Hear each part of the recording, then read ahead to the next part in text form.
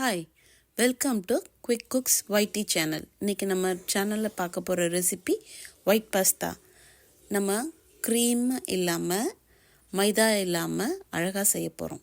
வாங்க, ஃபஸ்ட்டு ஒரு பாத்திரத்தில் தண்ணி வச்சுக்கலாம். அது நல்லா கொதி வரட்டும். அது வந்ததுக்கப்புறம் நான் 2 கப் பாஸ்தா எடுத்திருக்கேன். இன்றைக்கி ஃபஸ்ட் கப் போடுறேன், அப்புறம் இன்னொரு கப்பு சேர்த்துக்கிறேன். ஆட் பண்ணிவிட்டு அது நல்லா ஒரு 5 to 6 minutes நல்லா பாயில் ஆகட்டும். ஒரு சீக்கிரம் வெந்துடும். ரொம்ப ஓவர் குக் பண்ணிங்கன்னா குழஞ்சி போயிடும். ஸோ இல்லை, நான் அப்போ கொஞ்சம் உப்பு ஆட் பண்ணிக்கிறேன். அப்போ தான் அந்த டேஸ்ட் பாஸ்தாவோடு சேர்ந்து நல்லா நமக்கு டேஸ்ட் கிடைக்கும். அதோட ஒரு ட்ராப் ஆயில் சேர்த்துக்கிறேன், ஒன்றுக்கு ஒன்று ஒட்டாமல் இருக்கிறதுக்காக. ஸோ இப்போ இது வேகட்டும். நெக்ஸ்ட்டு நம்ம சாஸ் ப்ரிப்பேர் பண்ணிக்கலாம். அதுக்காக நான் 1 ஸ்பூன் பட்டர் எடுத்திருக்கேன். நான் மைதா எடுக்காமல் வீட் எடுத்திருக்கேன்.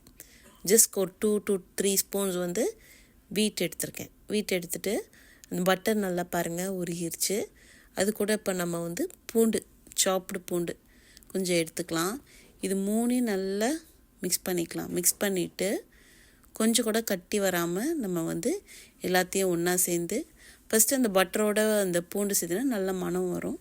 அதுக்கப்புறம் இந்த நம்மளோட வீட் ஃப்ளாரையும் சேர்த்து நல்லா லைட்டாக வறுத்துக்கோங்க. நல்லா வறுத்ததுக்கப்புறம் அதோட நீங்கள் கொஞ்சம் தண்ணி இல்லைன்னா பால் சேர்த்துக்கலாம். ஸோ இப்போ பாருங்கள், நான் கொஞ்சம் கட்டி இல்லாமல் எல்லாமே வறுத்துருக்கேன். ஸோ நெக்ஸ்ட்டு நான் அதோட ஒரு 1/2 கப் பால் ஊற்றிக்கிறேன்.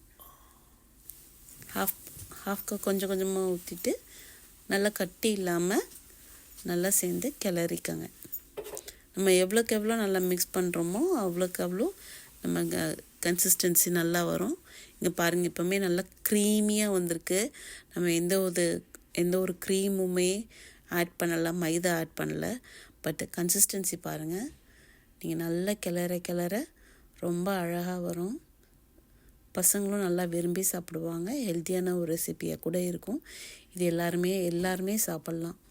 ஸோ அங்கே பாருங்கள், அழகாக நல்லா கொதித்து நுரையாக வருது. எவ்வளோ அழகாக க்ரீமி சாஸ் நம்ம இப்போது ரெடி பண்ணிட்டோம். இப்போ அதை கூட நான் ரொம்ப நிறைய வெஜிடபிள்ஸ் ஆட் பண்ணல, சும்மா நான் மைல்டு தான். ஸோ அது கூட பெப்பர் ஆட் பண்ணிக்கிறேன், பிளாக் பெப்பர் ஆட் பண்ணிக்கிறேன் கொஞ்சம் தேவையான அளவுக்கு. அதுக்கப்புறம் க்ரஷ்ட் ரெட் பெப்பர் அதையும் ஆட் பண்ணிக்கிறேன். ஸோ இது எனக்கு நல்ல ஒரு ஃப்ளேவர் கொடுக்கும் இதோட ஆட் பண்ணும் போது. ஸோ இந்த pepper and crushed red pepper இது ரெண்டுமே என்னோடய க்ரீமி பாஸ்தா சாஸ்க்கு நல்ல ஒரு ஃப்ளேவர் கொடுக்கும். ஸோ இது ரெண்டுமே நல்லா போட்டு நான் மிக்ஸ் பண்ணிக்கிறேன்.